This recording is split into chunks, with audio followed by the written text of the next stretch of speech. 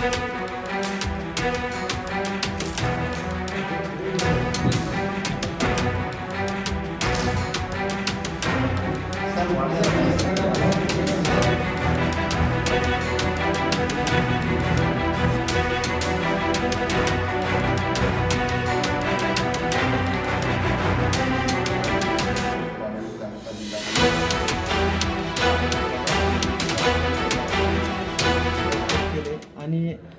Bogus प्रमाणपत्र वाटल्याचे आरोप केला त्यांनी। हे बघा, मी या जात प्रमाणपत्र पडताळणी समितीत संशोधन अधिकारी म्हणून काम करत आहे आणि संशोधन अधिकारी हा एक समितीच्या 3 सदस्यांपैकी एक असतो आणि समितीचं काम हे अर्धन्यायिक स्वरूपाचं असतं आणि 3 सदस्य मिळून शासनाचे विविध आदेश आणि जात पडताळणीचा कायदा याच्यानुसार निर्णय घेतात। त्याच्यामुळं हे या आरोपात कोणत्याही प्रकारचं तथ्य नाही असं माझं म्हणणं आहे आणि त्यांनी जर म्हणले की एवढे पैसे कमावले, त्यांनी मला तेवढे पैसे शोधून दिले तर मी त्यांचा आभारी राहीन। सर, तेव्हा तुम्ही संशोधन अधिकारी नव्हते का जेव्हा हे सगळं प्रकरण समोर आलं तेव्हा?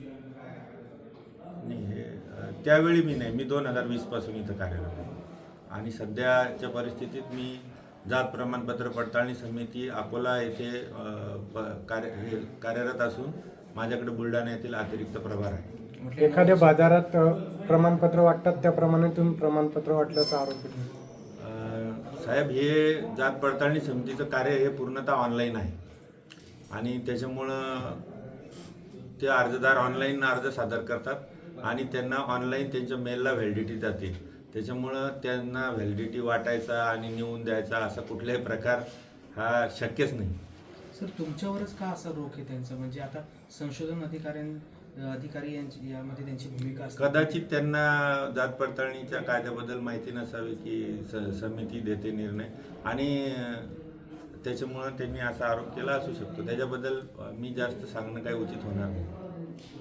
Okay sir.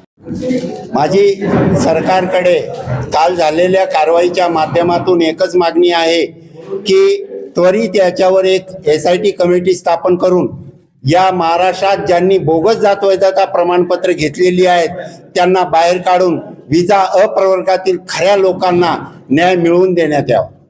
यामध्ये कोण कोण अधिकारी आहेत? याच्यामध्ये बुलढाण्याचे बरेचसे अधिकारी म्हणजे मनोज मेहरत आहेत, गुलाबराव खरात सुद्धा याच्यामध्ये इन्व्हॉल्व आहेत।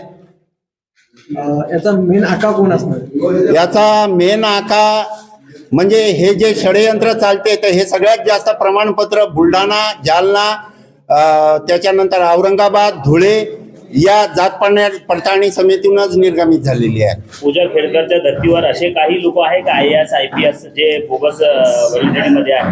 हो, आहेत। कोण कोण आहे ते? चरणसिंग राजपूत म्हणून आहेत। त्याच्यानंतर बुलढाण्याला जे अधिकारी होते दुबे साहेब ॲडिशनल कलेक्टर, ते सुद्धा बोगस जात वैधता प्रमाणपत्र घेतलेलं आहे। आणि राजकीय क्षेत्रातून जर पाहिलं तर जयकुमार रावळ साहेबांच्या आईंनी जे आता अनापोज निवडणूक जिंकलेली आहे त्यांचं सुद्धा जात वैधता प्रमाणपत्र आणि जात प्रमाणपत्र बोगस आहे। यातील तुम्ही जे आता नावं सांगितले ते काही सेवानिवृत्त आहेत, तर आता सध्या जे सेवेमध्ये कार्यरत आहेत प्रशासकीय, असे कोणते नाव आहेत? मनोज मेहरत आणि गुलाबराव खरात आणि हे बुलढाण्यालाच आहेत आणि अकोल्याला वाट म्हणून उपआयुक्त म्हणून आहेत जात पडताळणी समितीला। मनोज मेहरतने कशा प्रकारे हे भ्रष्टाचार केलाय काय सांगा? यांनी सरळ सरळ जात वैधता प्रमाणपत्राच्या विक्रीच केलेली आहे। किती मध्ये, कसं काय? त्यांचं क्वालिटी पाहून आहे, शिक्षणासाठी 1 लाख रुपये, नोकरीवर असेल तर 15 लाखापर्यंत डील केलेली आहे। किती माया जमवली असेल असं? 23 कोटी रुपयाची माया आतापर्यंत माझं कॅल्क्युलेशन आहे जात प्रमाणपत्राच्या हिशोबानुसार।